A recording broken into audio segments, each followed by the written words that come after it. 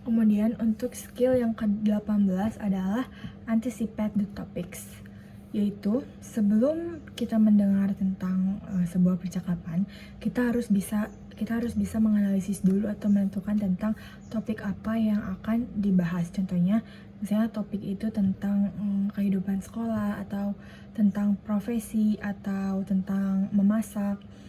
Maka sebelum itu kita harus mengetahui topik dari conversation atau dialog yang akan kita dengar. Contohnya, kita harus mengidentifikasi dulu. Maka setelah kita mengidentifikasi, pasti kita akan merasa mudah untuk memahami dialog yang kita dengar tersebut. Sebelumnya, strategi yang bisa kita lakukan adalah kita bisa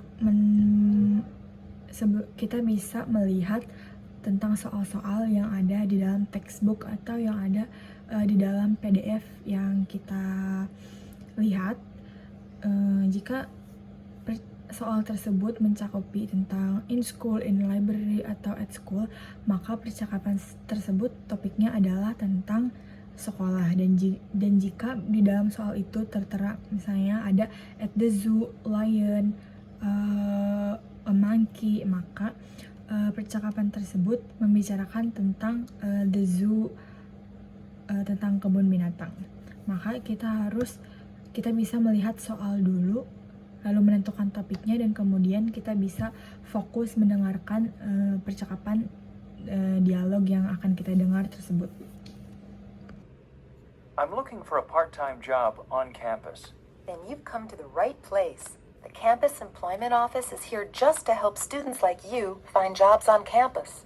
I'm glad to hear that, because I really need to start earning some money. Let me ask you some questions to help determine what kind of job would be best. First of all, how many hours a week do you want to work?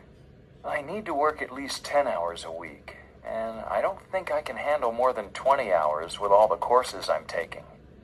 And when are you free to work? All of my classes are in the morning, so I can work every weekday from noon on. And of course, I wouldn't mind working on the weekends. I'll try to match you up with one of our on-campus student jobs. Please fill out this form with some additional information about your skills, and leave the form with me today. Then you can call me back tomorrow and maybe I'll have some news for you. Thanks for your help. Number 1. What does the man want to do? The man here is trying to find work on campus. Number 2. Where does the conversation probably take place? Percakapan ini bisa terjadi di campus office karena the man tadi meminta bantuan kepada staff yang ada di sana untuk memberikan pekerjaan. Jadi jawaban yang tepat adalah in a campus office. Number 3. How many hours of work does the man want per week? The man works for not more than 20. Karena the man bilang bahwa tadi at least 10, but I think I can handle more than 20. Jadi jawaban yang benar adalah not more than 20.